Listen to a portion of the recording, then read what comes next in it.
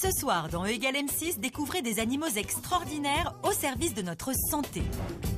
Votre enfant est en échec scolaire ou en difficulté psychologique et vous ne savez plus vers qui vous tourner. Connaissez-vous l'équithérapie ou thérapie par le cheval? Comment cet animal peut aider l'homme à prendre de l'assurance? Comment perçoit-il nos émotions? Vous saurez tout.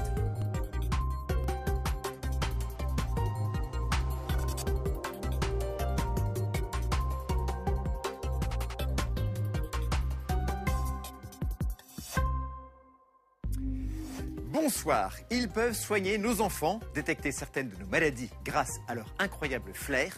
Ce soir, les animaux qui peuvent faire du bien à notre santé. Votre enfant est en difficulté. Savez-vous que vous pouvez le soigner sans médicaments grâce à un vrai remède de cheval, l'équithérapie? Vous êtes stressé ou vous avez une plaie qui a du mal à cicatriser, et si vous essayez la ronron-thérapie? C'est prouvé scientifiquement, la fréquentation des chevaux et des chats peut être bénéfique pour notre santé. Les explications de Julie Domé. Intéressons-nous maintenant à un autre animal aux bienfaits insoupçonnés, le cheval. Direction Fontainebleau où nous retrouvons Michel et son fils Noah, 5 ans. Ils ont rendez-vous avec Sonia Boros, équithérapeute. L'outil de travail de Sonia, c'est le cheval. Grâce à lui, elle peut aider les enfants comme les adultes en difficulté.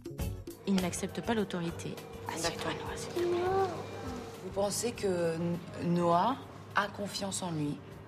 Je pense pas. Vous pensez qu'il manque de confiance? Oui. C'est ce qu'on va faire. On va aller au centre équestre chercher Bill, le poney. À ma taille. À ta taille. Voilà. D'accord? Direction le haras où Noah va rencontrer Bill, le poney, pour sa première séance d'équithérapie. Bonjour, tu viens de dire bonjour? Alors qu'il n'a jamais approché un poney, Noah doit l'amener tout seul au manège. Je préfère laisser les enfants prendre leurs choix, les décisions et trouver les solutions pour s'en sortir. Ça n'a l'air de rien, mais cette technique permet de responsabiliser l'enfant. Tu l'as emmené jusqu'ici, mais on lui a pas dit bonjour à Bill. Deuxième exercice, l'enfant et l'animal doivent faire connaissance, car il est important d'établir une relation de confiance. Il sait même pas parler. Il sait pas parler, mais c'est pas grave, toi tu peux lui parler. Rappelez-vous, Noah manque de confiance en lui. La troisième étape de la séance concerne le lâcher-prise, la capacité à faire abstraction de ses appréhensions. 1, 2, 3. Oh, aïe, mon frère. Après un petit tour de manège, Noah va maintenant devoir fermer les yeux, se détendre, pour finalement s'allonger carrément sur sa nouvelle monture. L'objectif de cet exercice est d'apprendre à faire confiance à son coéquipier. Il devrait permettre à Noah de s'ouvrir aux autres et de mieux accepter l'autorité.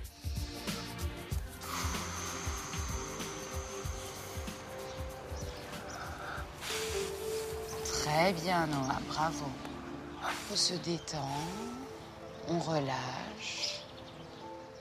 C'est ça, en fait, l'équithérapie. On va aider la personne à retrouver des émotions qui lui sont propres et à pouvoir les exprimer. Mais comment expliquer qu'une telle relation puisse s'établir entre l'homme et l'animal? Nous avons posé la question à Claire Bentolila, comportementaliste animalier. Une relation avec un cheval, ça crée la communication. C'est un animal qui est curieux, sociable, donc il va venir au contact de l'homme.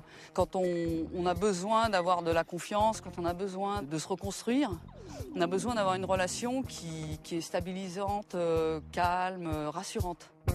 Et si le cheval peut nous apporter cet équilibre, c'est d'abord parce que c'est un animal extrêmement sensible. Chacune de nos émotions déclenche une odeur due à la sécrétion d'hormones, que le cheval va décrypter grâce à son odorat performant. J'ai peur, j'émets des odeurs particulières. J'ai confiance, j'émets d'autres odeurs. Des choses que nous, on ne sent pas forcément. Et le cheval, il sent ça parfaitement. Il est très sensible à ce genre de choses. Il va ensuite adapter son attitude en fonction de ces informations.